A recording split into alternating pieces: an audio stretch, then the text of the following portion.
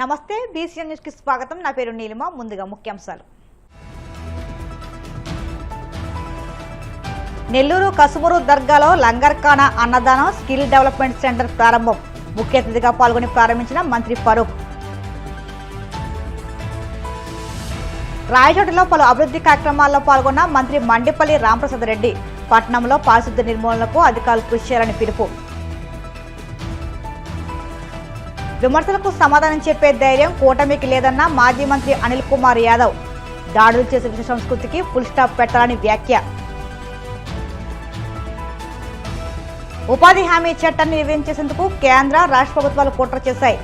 తీవ్రస్థాయిలో దుర్మెత్తిన ఏపీసీసీ అధ్యక్షులు వైఎస్ షర్మిల. నెల్లూరులోని కసుమూరు దర్గాలో లంగర్ఖానా అన్నదానం స్కిల్ డెవలప్మెంట్ సెంటర్ను మంత్రి ఫరూక్ ప్రారంభించారు. ఈ సందర్భంగా ఆయన మాట్లాడుతూ దేశ నలుమూల నుంచి ఇక్కడకు భక్తులు వస్తుంటారని, అన్నదానం ఎంతో మంచి కార్యక్రమమని, యువతకు ఉపాధి కల్పించాలనే ఉద్దేశంతో వక్ఫ్ బోర్డు ఆధ్వర్యంలో స్కిల్ డెవలప్మెంట్ సెంటర్ ప్రారంభించామని తెలిపారు. ఈ స్కిల్ సెంటర్ల ఏర్పాటుకు వక్ఫ్ బోర్డు చైర్మన్ అబ్దుల్ అజీజ్ ప్రత్యేక చొరవ చూపారన్నారు.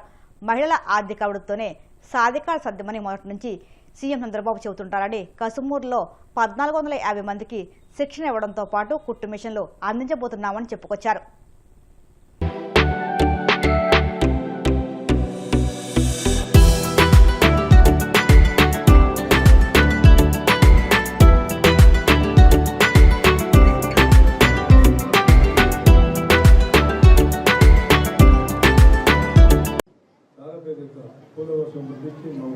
స్వాగతాలు వచ్చి ఇంత పెద్ద ఎత్తున కార్యక్రమం మంచి కార్యక్రమాన్ని ఆహ్వానించిన వారికి మీ అందరూ చూసినటువంటి పరిచయం భాగ్యం కలిగిస్తున్నందుకు, అదేవిధంగా ఎలక్ట్రానిక్ మీడియా వారికి ఈ స్కిల్ డెవలప్మెంట్ కార్యక్రమాన్ని అభివృద్ధి ఏర్పడుతుంది.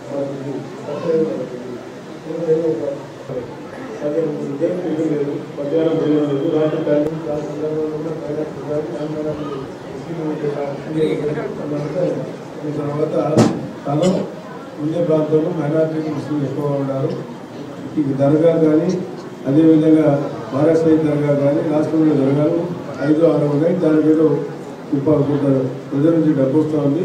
ఆ డబ్బుతో వారి ఉపాధిని ఏదైనా ఏర్పాటు చేద్దామని మంచి ఆలోచనే.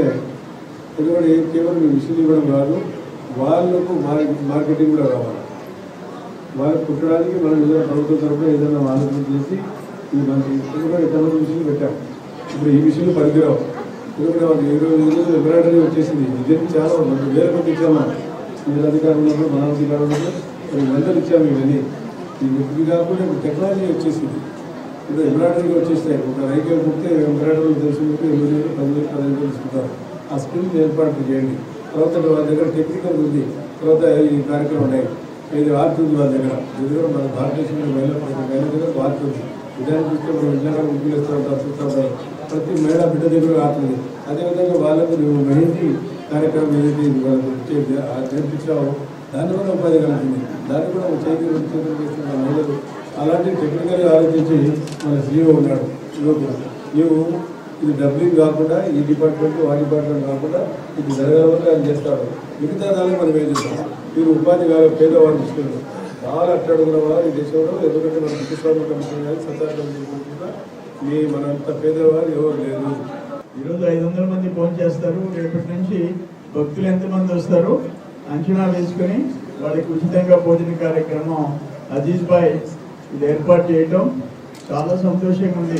సర్వేపల్లి నియోజకవర్గంలో కసుమూరులో వెంకయ్యనాయుడు గారికి కూడా కసుమూరు దర్గా అంటే చాలా భక్తి. వెంకయ్యనాయుడు గారు కూడా అజీజ్ భాయ్తో మాట్లాడారంట. చాలా సంతోషం. ఈ కార్యక్రమానికి ఫరూక్ గారు రావడం, ఇక్కడ స్కిల్ డెవలప్మెంట్ సెంటర్ భోజన కార్యక్రమం ఏదైనా కసుమూరులో బిల్డింగ్ కట్టాలా, ఫంక్షన్ హాల్ ఉండాలా, ఇటువంటి అడిగా. మధ్యాహ్న భోజనం ప్లస్ ఈ ట్రైనింగ్ స్కిల్ డెవలప్మెంట్ సెంటర్, ఈ రెండు అజీజ్ భాయ్కి వచ్చిన ఆలోచన. మేమందరం నిజంగా రుణపడి ఉంటామని చెప్పి తెలియజేస్తున్నాం. ఒకటి, ఇప్పుడు కుట్టు మిషన్లు ఆ కుట్టు పని నేర్పించడం. తర్వాత ఒక మాట చెప్పాడు, సర్టిఫికేట్ ఇచ్చి ఆ కుట్టు మిషన్ కొని ఇస్తామని చెప్పారు. ఆ తర్వాత 2 బ్యాచ్లు అయిన తర్వాత అక్కడ కంప్యూటర్ కోర్సు మిగతా డిజిటల్ కోర్సులు ఇవన్నీ కూడా ట్రైనింగ్ ఇస్తూ ఉన్నారు. చాలా సంతోషం అని చెప్పేసి మీ అందరికీ మనం చేస్తాం. అన్నమయ్య జిల్లా రాయచోటిలో మంత్రి మండేపల్లి రామప్రసాద్ రెడ్డి పలు అభివృద్ధి కార్యక్రమాలను ప్రారంభించారు. చెత్త సేకరణకు మంజూరైన 6 ఆటోలకు పూజలు నిర్వహించి జెండా ఊపి ప్రారంభించారు. ఈ సందర్భంగా ఆయన మాట్లాడుతూ పట్టణంలో పారిశుద్ధ్య నిర్మూలనకు అధికారులు కృషి చేయాలన్నారు. రాష్ట్రంలోని రాయచోటిని ఆదర్శ పురపాలకగా తీర్చిదిద్దేందుకు అధికారులు కూటమి నాయకులు కలిసి కృషి చేయాలని పిలుపునిచ్చారు. రానున్న ఎన్నికల్లోపు ప్రతి వార్డులో త్రాగునీరు, రహదారులు, విద్యుత్ వంటి సమస్యలు 100% పరిష్కారం కావాలని ఆయన అధికారులను ఆదేశించారు. ఈరోజు రాయచోటి పట్టణానికి సంబంధించి మున్సిపాలిటీ పరిధిలో 6 కొత్త ఆటోలను చెత్త సేకరణ కోసం రాయచోటి మున్సిపాలిటీ ద్వారా సేకరించడం జరిగింది. దానిలో భాగంగా సుమారు 10,000 గృహాలకు సంబంధించి పొడి చెత్త, తడి చెత్తను కలెక్ట్ చేసే విధంగా ఈ ఆటోలు పనికొస్తాయి. దీని ద్వారా సుమారు 20% రాయచోటి మున్సిపాలిటీలో ఉండే చెత్తను సేకరించవచ్చు. దీనికి సుమారుగా ఒక ఆటోకు రోజుకు నెలకు 60,000 చొప్పున 6 ఆటోలు కలిపి 3,60,000 రూపాయలు వ్యయం అవుతుంది. దీని ద్వారా పరిశుభ్రంగా రాయచోటి పట్టణాన్ని చేసుకునేదానికి మనకు దోహదపడుతుందని తెలియజేసుకుంటున్నా. అలాగే కూటమి ప్రభుత్వం ఏర్పాటైన తర్వాత రాయచోటికి సంబంధించి ఇంకా సిఎస్ఆర్ ఫండ్స్ కూడా అడిగాము. ఇంకా దాతల ద్వారా ఒక 6 ఆటోలు సేకరించేదానికి నేను చర్యలు తీసుకుంటా. వచ్చే 2-3 నెలల్లోనే 6 ఆటోలను కూడా రాయచోటి మున్సిపాలిటీలో కలిపేదానికి సిద్ధంగా ఉన్నామని తెలియజేసుకుంటున్నా. కూటమి ప్రభుత్వం ఏర్పాటైన తర్వాత మున్సిపాలిటీ పరిధిలో పరిశుభ్రతకు ప్రిఫరెన్స్ ఇవ్వడం జరిగింది. దానిలో భాగంగానే సంబంధిత అధికారులతో అలాగే మన మున్సిపల్ శాఖ మంత్రి గారితో చర్చించడం జరిగింది. రాయచోటి పట్టణానికి సంబంధించి డ్రైనేజ్ సమస్య అలాగే సీసీ రోడ్ల నిర్మాణంను త్వరితగతిన పూర్తి చేసేదానికి అతి త్వరలో ప్రణాళికాబద్ధంగా గ్రాంట్ కూడా శాంక్షన్ చేసుకోవడం జరుగుతుందని తెలియజేసుకుంటున్నా. ముఖ్యంగా దినదినంగా రాయచోటి పట్టణం అభివృద్ధి చెందుతూ ఉంది. దాన్ని మనం పోటీ పడాలనుకున్నప్పుడు తప్పకుండా ఇక్కడ పనిచేసే మ్యాన్ పవర్ అయితేనే ఇక్కడ ఇన్ఫ్రాస్ట్రక్చర్ విషయానికి నిధులు కూడా కావాలి. ప్రభుత్వం ద్వారా తెచ్చేదానికి మా వంతుగా మేము కృషి చేస్తున్నాం. అలాగే రేపు రాబోయే మున్సిపల్ ఎన్నికల్లో కూడా మున్సిపాలిటీని కైవసం చేసుకునే విధంగానే మా నాయకులు అలాగే ఇక్కడున్న స్థానిక నాయకులు కూడా నేను అభ్యర్థన చేస్తా ఉన్నా. రాయచోటి నియోజకవర్గంలో 40% జనాభా ఓట్లు కలిగిన ప్రాంతం రాయచోటి పట్టణమే. రాయచోటి నియోజకవర్గానికి గుండెకాయ లాంటిది రాయచోటి పట్టణమే. ఏ రోజైతే రాయచోటి పట్టణానికి సంబంధించి ప్రజలకు మనం న్యాయం చేయగలిగితే ఆ రోజే మన పార్టీకి వాళ్ళు పట్టం కట్టిన దానికి ఒక దశా నిర్దేశం ఉంటుంది. కాబట్టి దయచేసి ఏ వార్డుకు సంబంధించిన నాయకులు ఆ వార్డుల్లో అక్కడున్న సిబ్బందితో, మున్సిపల్ సిబ్బంది అనుకోండి అలాగే సచివాలయ సిబ్బందితో కోఆర్డినేట్ చేసుకొని అక్కడ నీటి సమస్య ఉన్నా, డ్రైనేజ్ సమస్య ఉన్నా, రోడ్ల సమస్యలున్నా మీరు వాళ్ళ దృష్టికో నా దృష్టికో తీసుకొని వచ్చినప్పుడే న్యాయం జరుగుతుంది. విమర్శలకు సమాధానాలు చెప్పుకోలేక రాజకీయ ప్రతినిధుల ఇళ్లపై దాడులు చేసి వారి కుటుంబ సభ్యులను భయభ్రాంతులకు గురి చేయడం పిరికి పనుల చర్యగా మాజీ మంత్రి అనిల్ కుమార్ యాదవ్ అభివర్ణించారు. ఇబ్రహీంపట్నంలోని మాజీ మంత్రి జోగి రమేష్ కుటుంబ సభ్యులను పరామర్శించిన అనంతరం అక్కడే క్యాంప్ కార్యాలయంలో మీడియాతో మాట్లాడుతూ మాజీ మంత్రులు అంబటి రాంబాబు, జోగి రమేష్ ఇళ్లపై టీడీపీ కార్యకర్తలు చేసిన దాడిని తీవ్రంగా ఖండించారు. తిరుమల లడ్డు ప్రసాదం విషయంలో చంద్రబాబు దుష్ప్రచారం చేసినందుకు నిరసనగా క్షమాపణలు చెప్పాలని డిమాండ్ చేసినందుకు దాడులు చేయడం అంటే సమాధానం చెప్పుకోలేక పారిపోవడమే అవుతుందని చెప్పుకొచ్చారు. దాడులతో ప్రశ్నించే గొంతులు నొక్కాలని చూస్తే వైసీపీ హయాంలో ఈ కూటమి నాయకులు రోడ్డుపై తిరిగేవారేనా అని ప్రశ్నించారు. ఈరోజు ఈ రాష్ట్రంలో ఈరోజు గొడవలు దిగుతూ ఇళ్ల మీద దాడులు చేయిస్తూ కేసులు పెట్టి జైల్లో పెట్టించే కార్యక్రమాలు జరుగుతూ ఉన్నాయి. అధికారంలోకి వచ్చిన తర్వాత మేము ఏం మంచి చేశామని చెప్పుకునే పరిస్థితి ఒకటి కూడా లేదు. పలాన్ని మంచి చేశాం, పలాని సంక్షేమం చేశాం, పలాని అభివృద్ధి చేశాం. ఏదైనా చేస్తుంటే గత ప్రభుత్వంలో జగన్మోహన్ రెడ్డి గారు చేసిన ఈ ఎన్నికలు అయిపోయిన తర్వాత వాటికి రిబ్బన్ కట్టింగ్లు చేసి దాన్ని మైలేజ్ తీసుకోవటం తప్ప తాను మొదలుపెట్టి ముగించింది ఏంది అంటే శూన్యం. సంక్షేమం ఏంట్రా అంటే శూన్యం. ఈ రాష్ట్రాన్ని అభివృద్ధి ఏ విధంగా దిశగా తీసుకెళ్తున్నాము అంటే దాడులు చేయించడం, నోరెత్తిన వాళ్ళ మీద కేసులు పెట్టించడం, జైల్లో పెట్టడం, ఇదే కార్యక్రమం జరుగుతూ ఉంది. ఈరోజు కాపు నాయకులైన రాంబాబు మీద ఏ విధంగా ఇంటి మీద దాడి చేశారు, ఏ విధంగా ఆఫీస్ ధ్వంసం చేశారు, ఇళ్లలో ఆడవాళ్ళు ఉన్నారు, పిల్లలు ఉన్నారు, అయినా లేకుండా దాదాపు వందలాది మంది వెళ్ళి ధ్వంసం చేయటం. ఈరోజు వాళ్ళు తెలుగుదేశం పార్టీలో ఆడవాళ్ళంటే వాళ్ళ పార్టీలో మాత్రమే భార్యలు, చెల్లెళ్ళు, కూతుర్లు ఉంటారు, అక్కలు. వేరే పార్టీకి సంబంధించి అయితే మాత్రం దౌర్జన్యాలు చేసినా, ఇళ్ల మీద ధ్వంసాలు చేసినా, ఇళ్ల మీద పగలగొట్టినా ఇబ్బందిలే.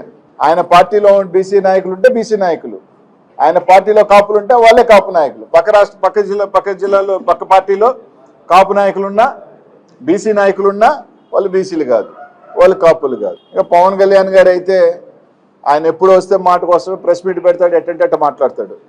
ఈరోజు ఇట్లంతా జరుగుతూ ఉన్నా కనీసం మాట ఎత్తే పరిస్థితి లేదు. ఒక రౌడీ రాజకీయంగా ఈరోజు ఒకటే చెప్తా ఉన్నాం, జగన్మోహన్ రెడ్డి గారు మేము కూడా 5 సంవత్సరాలు పరిపాలన చేసాం.